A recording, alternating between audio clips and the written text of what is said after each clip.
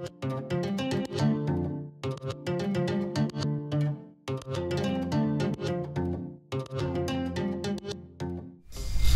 guys, Coach Hunter here, coming at you with Coach Clint. Today we're going to be talking about grappling fundamentals, now with a partner, talking about gripping. Okay, so it's a super important aspect of things that I didn't have a thorough understanding of when I was, kind of young coming up.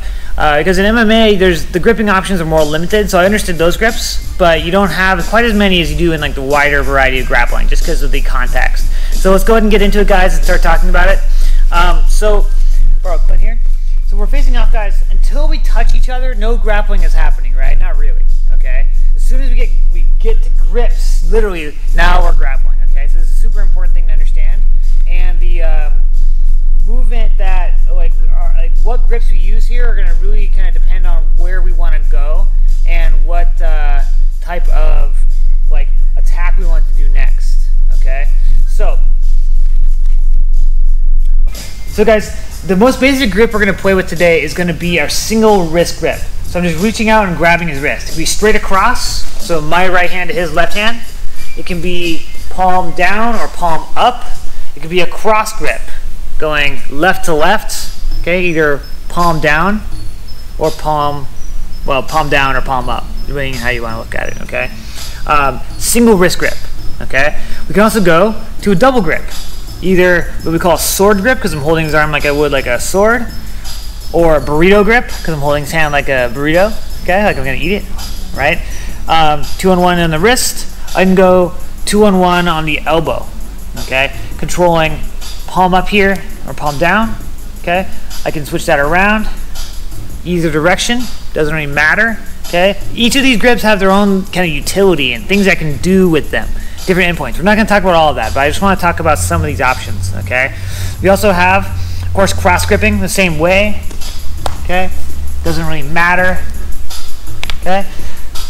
We have an arm drag grip. We're reaching inside deep to the bicep, okay, with or without the other hand, okay?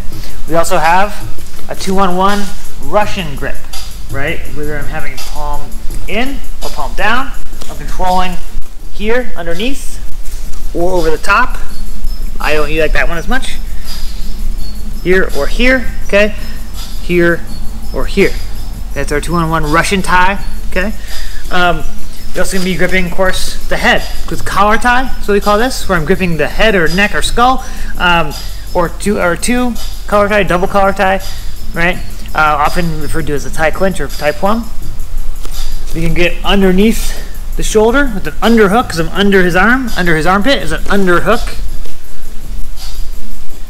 Or I can be over with an overhook. And typically, when I have an overhook, he's going to have an underhook. Okay? But go back to there, I have his wrist. Of course, this is now a Russian tie, right? So that's one of the things you want to think about. A Russian tie is really an overhook without their corresponding underhook. Okay? Here or here. But if he has an underhook, I just have an overhook. Okay? Or also call it in wrestling a whizzer. W-H-I-Z-Z-E-R. So it's not a wizard, though that'd be a better name. And a lot of this can be repeated if you go to your back on the legs. Okay, single straight across wrist or ankle grip, either way. Okay, 2-on-1, controlling at the knee, right? Either side. Okay, leg drag grip, where I'm reaching deep to the calf, just like the arm drag grip. Okay, we don't really have a collar tie or Russian tie on the leg too much. Okay, and finally, guys, in terms of these big simple grips, we go to like a body lock. Okay, and it's also going to introduce gripping ourselves. So we're going to talk about that for a second. So I'm either in front of him or behind him with the body lock. Now, in any of these, we can have some different options for our gripping ourselves, our own hands. Okay, either fingers and fingers for an S grip. Okay, palm to palm, with or without the thumb. I generally prefer without thumb. For a gable grip or palm to palm grip, you can go a modification, putting your thumb between your pointer and middle finger for a 3-finger grip. Okay, and the wrist grip. So I'm controlling hands on wrists. I usually just kind of do like a paddle fingers and control here. Okay.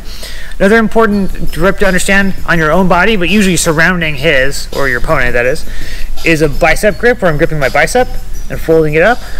Okay, it's an arm triangle also, people call it. Okay, and a figure 4 grip. So that'd be, say, I grip their arm and I grip my own.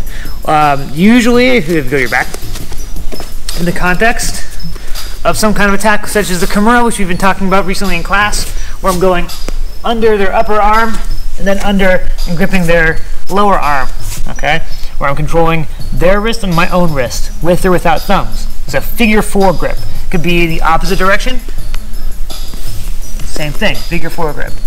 We do the same thing on the foot. For like a toe hold, gripping the foot, getting a figure 4 grip here, okay? And of course, guys, leg triangles. My leg coming through and triangling behind my own knee. Okay, very, very important position. Of course, crossed ankles is also important, but it's really just a shallow triangle if you want to think about it that way. Anywhere from knee pit to ankles crossed, we consider a leg triangle of some kind. So guys, gripping is super important, super fundamental for our mastery of the sport, but and of course we talked about no application there, right? Because it's too much. One of those different movements, every one of those grips has a different application, different endpoints that we could be talking about. But it's important to understand how we're gripping and why. So in the next video, we'll be talking about how to break people's grips and where, and at least in some degree, where we're going. Okay. That said, guys, like this video and subscribe to our channel if you want to see all of our content. And as always, stay safe, stay healthy, and I'll see you on the mats.